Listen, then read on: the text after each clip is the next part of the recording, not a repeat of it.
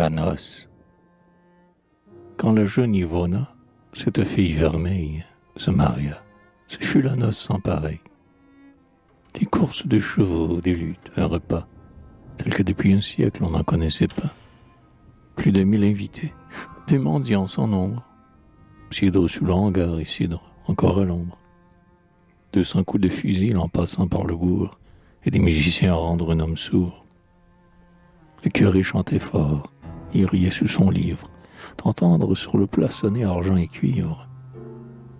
Mais bien plus, croyez-moi, que danseurs et lutteurs, la veille, on admira 2 habiles chanteurs, qui, le poing sur la hanche et dressant les oreilles, en l'honneur des époux nous dirent des merveilles, qu'ils déclamaient en vers comme des bacheliers. Tous deux, suivant l'usage, avaient sur leurs souliers des lacets rouges et bleus. Debout devant la porte, l'avocat du garçon commença de la sorte. Salut au cœur joyeux, ouvert et sans façon, à vous gloire de bonheur, gens de cette maison. Or, sans plus de détours, amis, où donc est-elle, la perle du logis, la fleur qu'on dit si belle?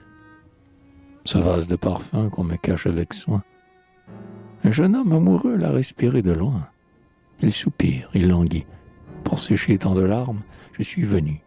Ma voix est là, ça peu de charme. J'ignore les apprêts d'un langage doré, mais je suis jeune encore. Un jour je m'instruirai. Votre salut nous plaît, et tant de gentillesse déjà vous a gagné le cœur de la vieillesse. C'est un malheur bien grand, mais l'amour de vos yeux, celle que vous cherchez ne vit plus en ces lieux. Le vase de parfum n'est plus. Nous n'avons guère, hélas, à vous offrir que des vases de terre. Le ciel nous a ravi l'ange, notre trésor. L'ange qui nous aimait, que nous aimons encore, a fui cette maison, dans une solitude.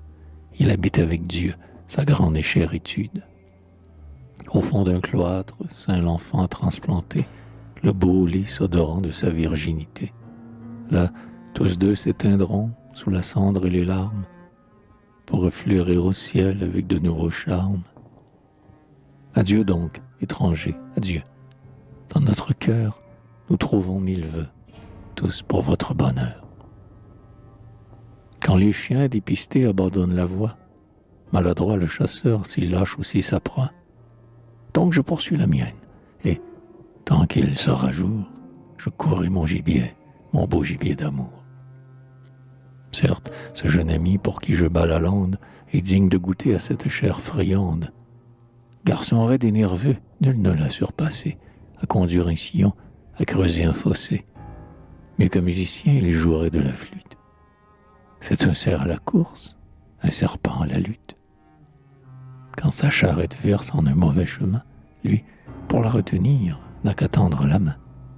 Il a tué 10 loups, 20 blaireaux, et sa porte témoigne à tout passant de ce que je rapporte. Bref, le fléau du loup l'est aussi du voleur.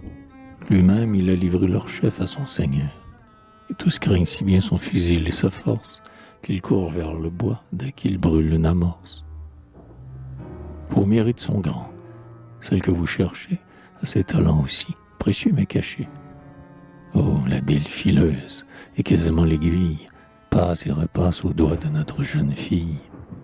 Quand, par un beau matin, aux dames du manoir, elle porte le laitier et la veille au soir, comme ses pieds sont vifs, et comme sur la haute, elle court, sans verser autour d'elle une goutte. Quel jeune homme amoureux, quel jeune homme menteur, dirait qu'il en reçut un seul coup d'œil flatteur. Et les jours de pardon, la ronde commençait. Voyez-la, toute rouge et la tête baissée.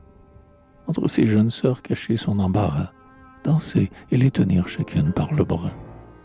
Et jamais un garçon dans la bouche trop tendre hasarderait des mots qu'il ne faut pas entendre. Inutile regret, éloge superflu, nous vantons notre Vierge, et nous ne l'avons plus. Que ne m'avez-vous dit hier à la même heure?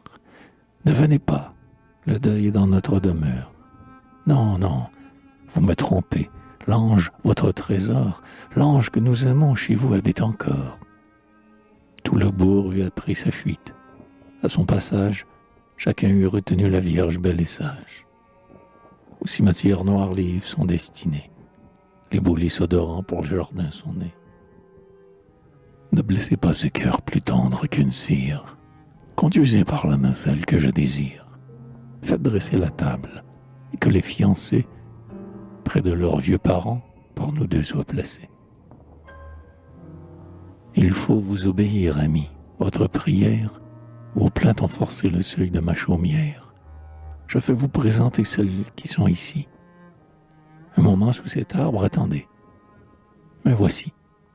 Ouvrez les yeux. Est-ce là votre rose? À l'air grave et serein qui sur ce front repose, à cette douce gaieté, je gage que toujours cette femme a rempli la tâche de ses jours. Que ses fils, son mari, sa famille nombreuse l'aimaient, que sous ses lois sa maison fut heureuse. Mais l'heure du repos a pour elle sonné. Ce qu'une autre commence, elle l'a terminé. Cherchez encore, amis, cherchez. Ce n'est pas elle. Étranger difficile, est-ce là votre belle? Les anges sont moins frais. Cette fleur de santé est d'une vierge, encore bien loin de son été, et d'une vierge aussi sa taille droite et fine. Mais l'ongle de ce doigt, que de près j'examine, me dit que bien souvent pour un fils au berceau, tout autour du bassin il chercha le griot. Donc l'ami, retournez, vous en cachez une autre. Mais ce petit bijou, serait-ce point le vôtre? Tel était à 10 ans, celle qu'on veut de vous. Cet enfant, quelques jours, charmera son époux. Mais il faut que ce fruit, âpre et trop vert encore, longtemps sur l'espalier mûrisse et se colore. L'autre, grappe dorée au rayon du matin, attend le vendangeur pour paraître au festin. Vraiment, vous l'emportez? Votre finesse est grande, chanteur, sous cet habit de toile de Hollande, voici venir enfin ce que vous désirez. De 3 rangs de velours, ses bras sont entourés, et sur son béguin blanc, tout brodé d'écarlate, comme au front d'une sainte, un ruban d'or éclate. Vienne aussi l'amoureux, et que ses fiancés, à table, au bout du banc, par nous deux soient placés, près de leur vieux grand-père et de ce digne prêtre qui va prier pour eux Saint Alan, notre maître. Allez quérir l'époux, allez, un prompt retour, mais que tout vos serments prouvera son amour. Vous, barde, mon ami, touchez-la, face à face, au fumet des ragoûts, ce soir, nous prendrons place. Et le cidre, le vin, le lard, les venaisons, nous ferons souvenir des anciennes chansons.